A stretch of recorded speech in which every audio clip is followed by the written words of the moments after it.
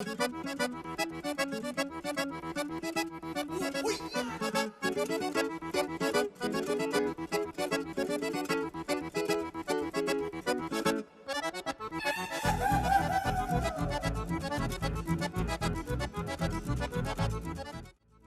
então vamos continuar com o nosso debate.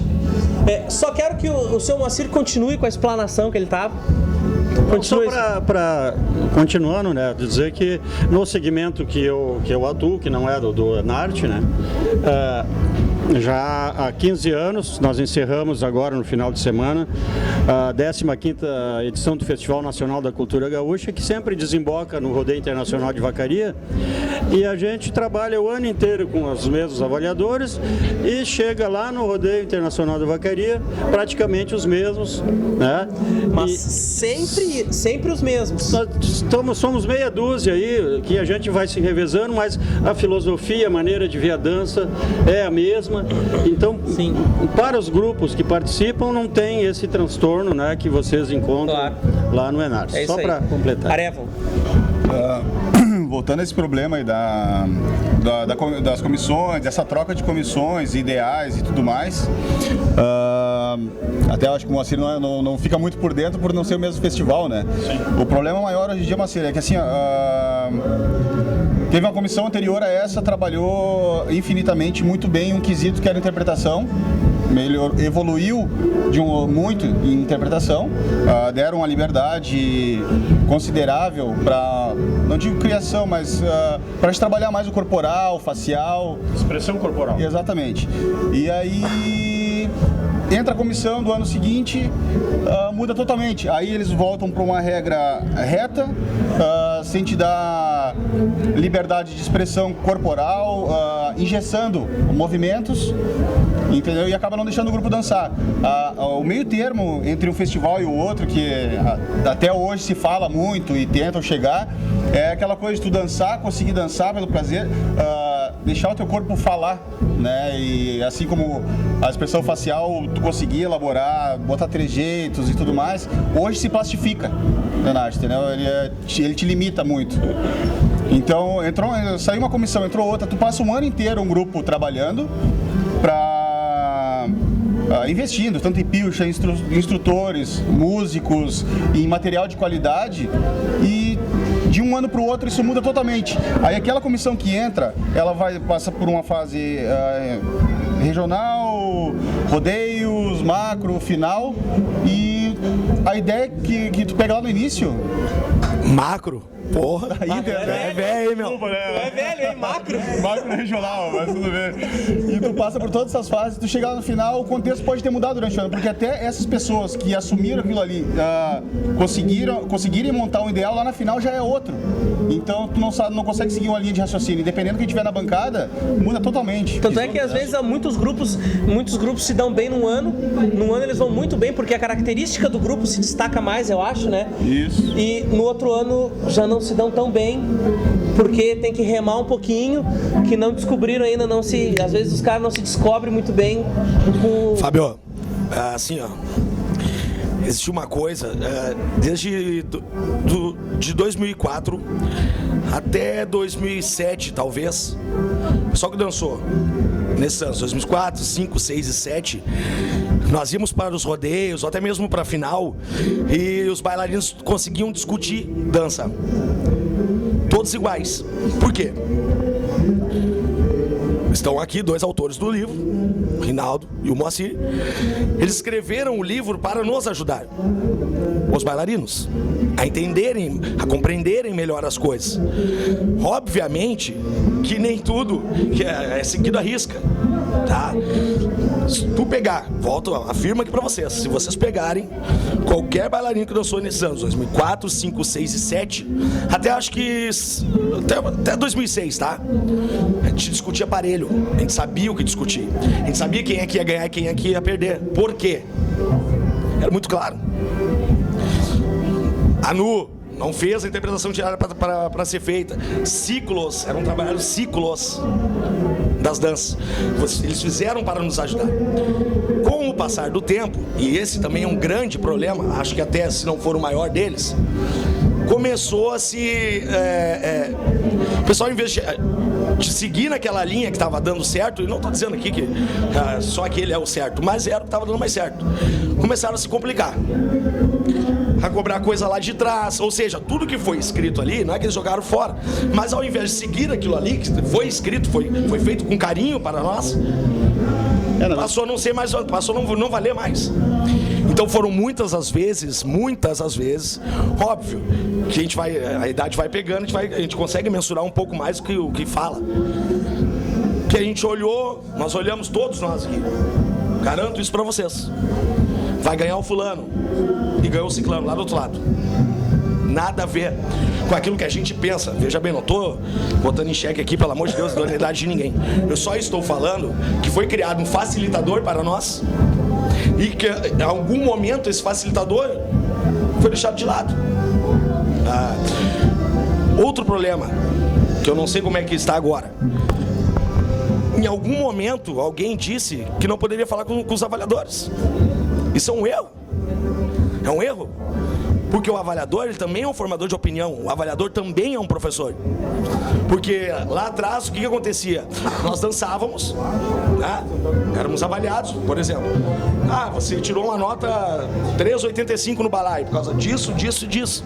Tu ia para dentro da tua casa com o teu professor e tu ia corrigir aquilo ali, para que no próximo rodeio você fosse contemplado com uma nota maior. Matemática, 1 mais 1 é 2. Não, é que na verdade o grande erro é o pessoal achar que o avaliador tá ali para te ferrar. Negativo, cara, o avaliador tá ali para te auxiliar. Instruir, né? Cara, tá errado aqui, o que eu fiz na planilha? Me explica, eu quero que tu me explique. Aí, outra coisa que tá acontecendo... Não, ô Martins, mas como é que... É exatamente aí, eles não te explicam mais nada. Aliás, desculpa, não sei como é que tá agora, mas... Até ano passado, tu não podia nem chegar perto. Tá, eu tô te falando que tá acontecendo agora. E exemplo de indumentária. Tem lá um cara, tem a guria. Cara, eu preciso sanar minha dúvida antes de dançar. Eu não posso dançar e esperar o desconto. Mas eu vou te dizer, cara, a gente não tá tendo retorno, cara. Eu vou te dizer, eu vou te dar um exemplo do que anda acontecendo também. Que aconteceu há muito tempo. Já acontece há muito tempo. Como a quantidade de avaliadores são muito grandes, cara, eu duvido que cada um de vocês aqui não conhece no mínimo um avaliador que já não dançou contigo ou já não tomou um chimarrão, tomou uma cerveja contigo e isso encostado num bolicho. Cara, depois que eles entram lá, às vezes o cara... Não, mas eu conheço avaliador que nunca botou os pés no tablado ali. Não, tudo bem. Não, com certeza. Não, tudo bem. Mas vamos chegar nessa parte. Mas já tomou a cerveja e o chimarrão. Já tomou a cerveja. A cerveja já tomou. Certamente. Aí, olha, eu não podia, viu, Rinaldo? Eu não posso tomar cerveja. Os caras podem, eu não posso. Não, mas... É brincadeira, né? Mas olha só. Aí o que acontece? Aí o cara é chamado para avaliação, tá? Ô, Fábio, bem rapidinho. O fato do cidadão nunca ter pisado no tablado não impede ele de ser um avaliador. Não impede. Muito embora, para o quesito interpretação, em minha humilde opinião, impede. Impede porque ele tem que ter no mínimo a sensibilidade para estar ali. Para harmonia, correção, ok, sem problemas. Mecânica. Sem problemas. Mas assim, ó, só complementando o que eu ia dizer.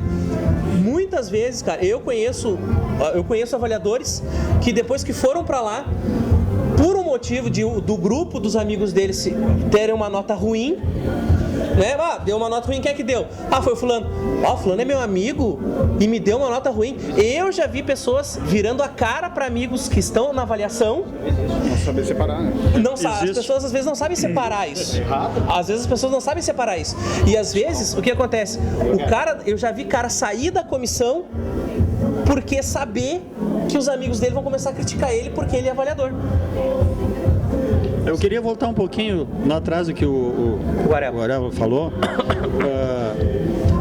Eu tenho um rapaz que avalia comigo, o Jackson dos Santos, que no outro ano ele avaliou na equipe lá do Enarte.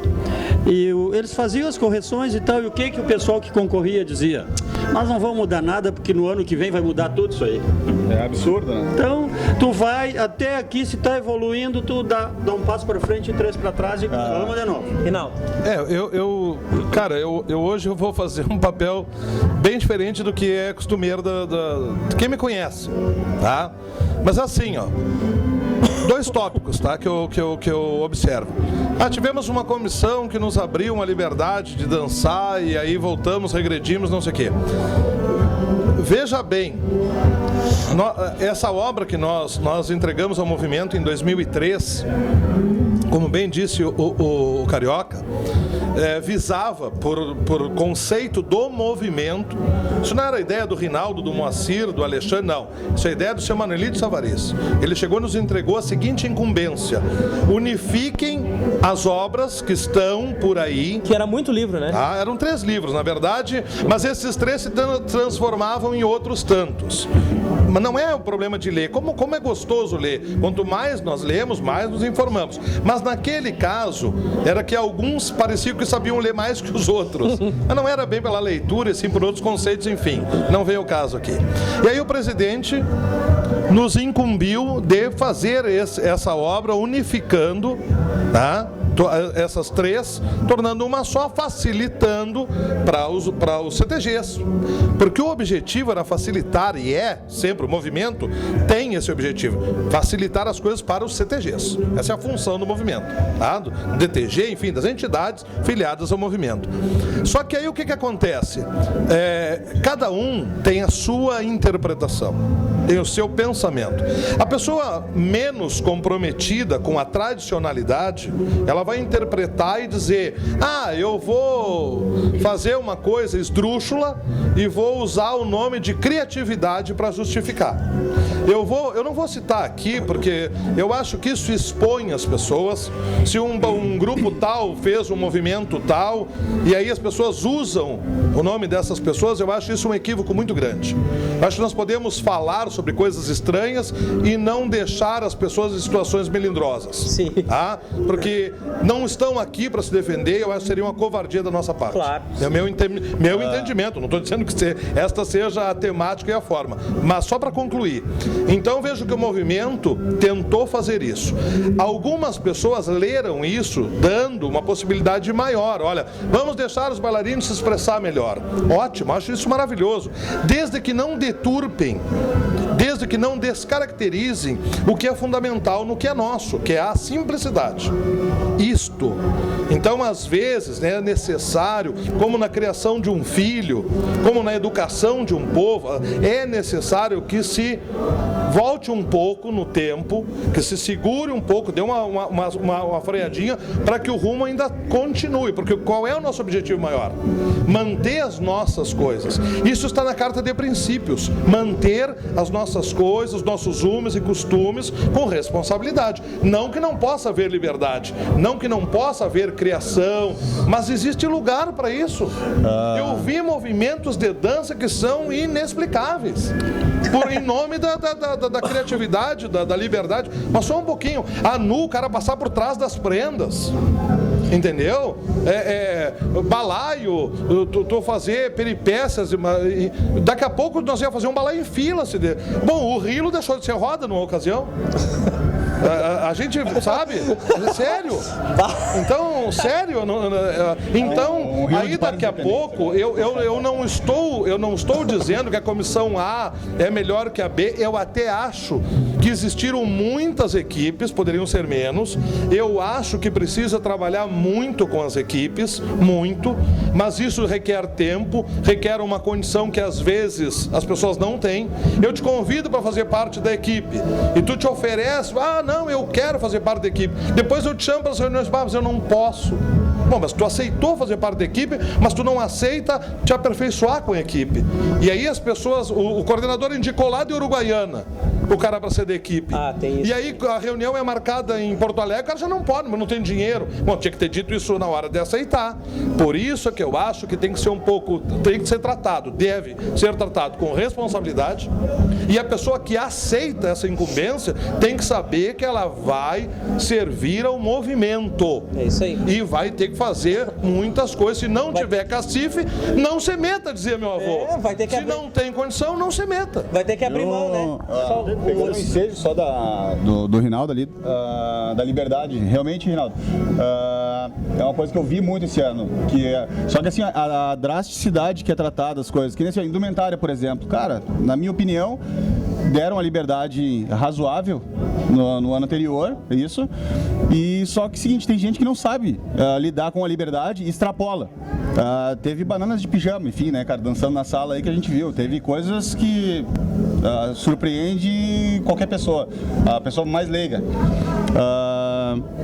Tanto na dança, em movimentos, quanto nas indumentárias. Só que, assim, quem paga tudo isso no final das contas são os grupos. Tu sabe o quanto movimento? Tem grupos que movimentam em torno de 200 mil no ano. Se vai ver, se fizer somatória entre todo o custo, é 200 mil, cara. Às vezes, e aí do ano quem do tá ano com a caneta seguinte, na mão ali, eles têm que pensar o quê? São 24 ali, mas atrás deles tem mais um monte de gente. Exatamente. É o sonho do jovem que tá ali. O sonho já foi o meu, já foi o teu. Sim. Já foi o teu, já foi o teu. É um sonho que tá ali. Não, São noites, em claro, que estão ali. Por isso a responsabilidade de quem tá aqui, do professor e também do bailarino. Eu tô concordando contigo, eu também concordo com o Rinaldo. Se tu der a liberdade para vir até aqui, sempre vai ter um pra... Não, mas se veio até aqui, ó, tem um negocinho aqui, dá pra gente passar por aqui, ó, pra vir até aqui. Cara, isso é perigoso. Mas aí que tá. Isso é perigoso. Aí que eu queria chegar. Hoje em dia o pessoal tá trabalhando os grupos, alguns instrutores, enfim, mas estão querendo trabalhar que nem advogado, na brecha da lei. Onde não tem uma coisa escrita, eu vou inventar. E vai fazer palhaçada e vai virar um circo, entendeu? E não vai se dança mais, entendeu? Vai ter gente virando cambalhota porque ali não diz nada, sabe? O pessoal não tem o bom senso nas entrelinhas dos manuais, sim. Enfim. A equipe lá do livro, nós já tínhamos feito a 4ª revisão, né? E meio que rasgaram lá, reuniram de novo, eu estou fora dessa parte, estão fazendo a 4ª revisão. Nós fizemos a primeira e o Rinaldo é testemunha. Quando terminamos, eu peguei o livro e disse: olha, se vocês vão lerem esse livro do jeito que lê o manual azul, vamos rasgar porque não adianta de nada. Concorda, Rinaldo?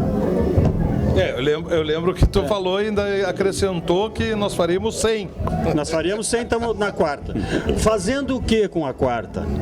Podando, desde a 2ª, já podando essas brechinhas. Esses caras que fizeram o curso em interpretação de texto e vão nas entrelinhas. E aí tu me dissesse agora há pouco que tem mais de 30 avaliadores. Mas nenhum com aquilo roxo, como dizia o Collor, para pegar a caneta, e o cara fez, e nós vamos... Eu sempre disse pro Rinaldo... Se tornou uma Brasília, né? O mesmo argumento que eles... Tanto o ministro lá não tem coisa que não serve para nada lá. O mesmo argumento que eles usam para fazer, dizendo eu faço, porque aqui no livro não diz que eu não posso fazer. Se eu tô com a caneta, eu vou descontar e vou te dizer, eu tô te descontando, porque aqui no livro não diz que tu tem que vir no anu por trás da prenda, ou que tu pode sapatear subindo no ombro do outro. Então vale para um lado e vale para o outro. É só alguém lá dentro desses 30 lá ser valente o suficiente para pegar a caneta e descontar. Aí não precisaria mais nós estar se reunindo lá, o cara vir lá de Uruguaiana para as reuniões. Vamos só fazer um intervalinho, dos gente. Vamos só fazer um intervalinho, tá? E a gente já começa